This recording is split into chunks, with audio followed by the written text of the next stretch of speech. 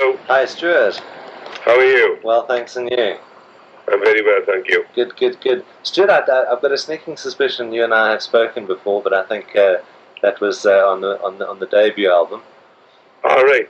But I can't remember. I don't think I have. I don't know. no, there's been, Maybe you're right. But I think your profile and everything that comes with it has grown tenfold since then. So you know, but fantastic. I must just mention as well is we've been sitting with the album for probably the best of 2 weeks, so in its finished form, and I'm absolutely blown away by it. I think the first album was sent to me before V2 actually had present representation in South Africa, and it took me a while to get into it, but this album is certainly, I think, the one that is going to cross a lot more boundaries. Do you feel that way? Certainly, we're all very proud of the record. We all believe that it's a better record than the first record. There's a lot of variation on it, a lot of different songs. It starts off with two upbeat, kind of in-your-face kind of numbers, very heavy, and then it finishes off with a song with just piano, bass, and drums, and no guitar at all. And I think it's a very mature album. Listening to the songs, we can hear that we've all matured. Kelly as a songwriter and as a singer, and all of us as musicians, really. And we're very, very proud of the record, and everybody's expectations are very high. So yeah. Because just even from a production point of view, you've got almost a dry production, but very, very a very, very full production at the same time.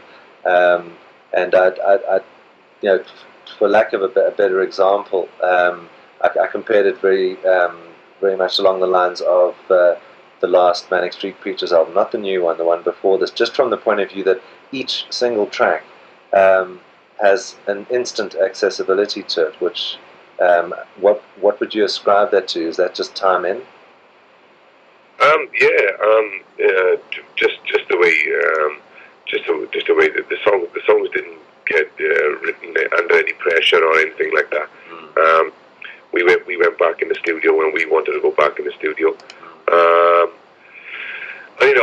Just the way they come out, really. We wrote The Bartender and the Thief in the studio, and we wrote Stop to Fill My Car Up in the studio. She Take the Clothes Off is an old song. I was probably about 6 years old, and all the rest are written on the road.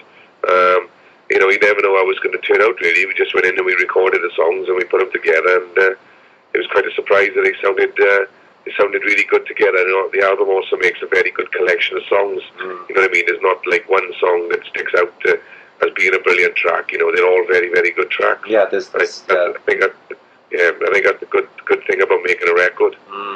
There's so many bands that kind of they just have that one or two or maybe three tracks that stick out, that jump out to you, and all the rest is very mediocre.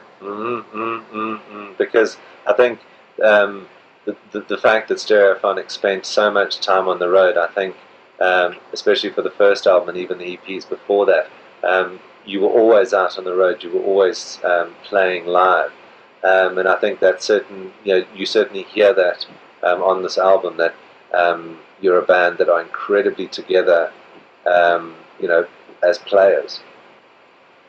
Yeah, definitely. Like you just said, we just spent a long time on the road, really. And obviously, when you do a job like we do, when you do it day in, day out for 2 years, you're gonna get a lot better at it. And you're gonna grow and you're gonna mature, and that's exactly what happened to us. You know what I mean? We grew, we matured over the 2 years, and we just went back in the studio and recorded the album, and it sounds very good.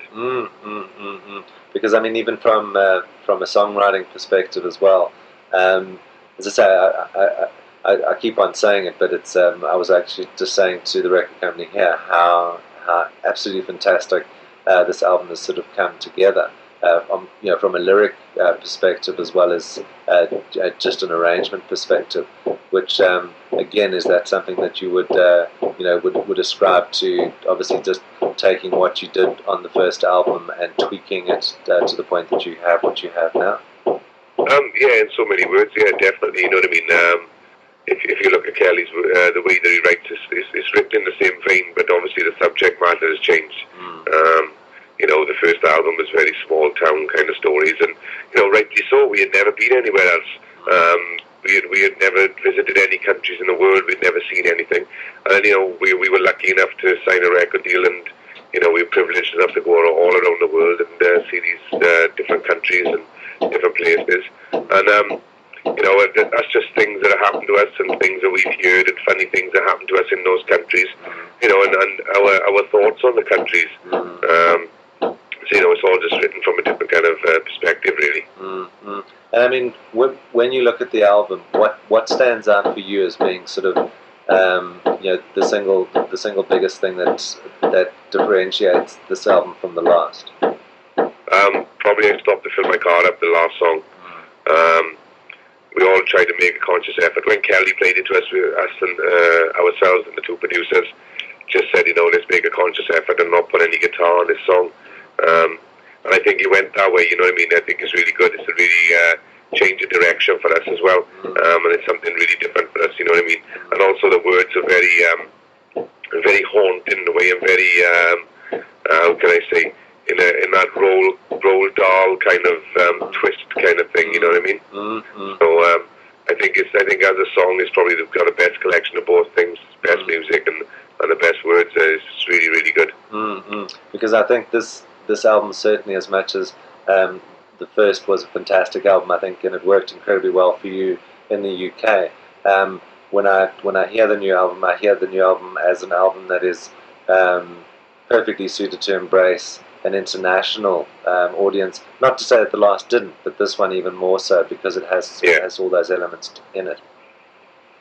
Definitely. Like you just said, I think it's going to be a little bit more appealing record. You know what I mean? There's a little bit of something on there for everybody, really.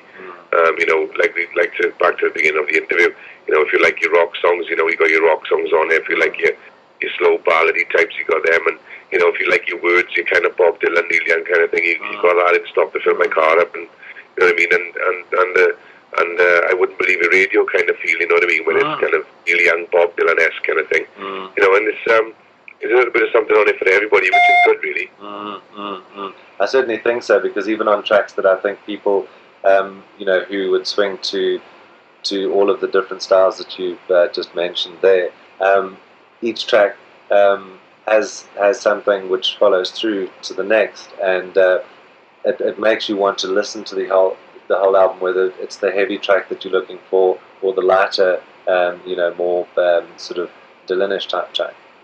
Yeah, definitely. You know what I mean? It has got that kind of the way that it runs very sweetly, and like you just said, it does make you want to listen to the next song, which is a good sign of a good record. You know what I mean? It's always difficult to judge records. We put a lot of time and effort into making sure the running order is right. You know what I mean? Because that's the thing that makes you listen. If songs were jumbled about, it probably wouldn't run as nicely as it does. We spend a long time in doing running orders. I think they're very important. So yeah, it's good. And I think this album will translate well, and I'm sure you've already played it live, but certainly an album that will translate incredibly well in the live arena. It's, we've done a British tour at the end of the year, just before Christmas, and we played about 7 or 8 songs in the set, and they all went down very, very well. We're just looking forward to getting back out on the road now and playing the stuff again, which should be good.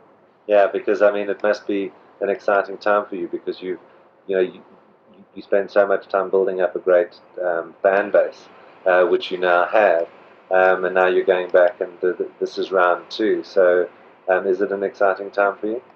Oh yeah, of course. You know what I mean. We've been doing what we're doing now, promo stuff since January the 9th. You know what I mean? We haven't stopped really. Yeah. So, we can't wait to get out on the road.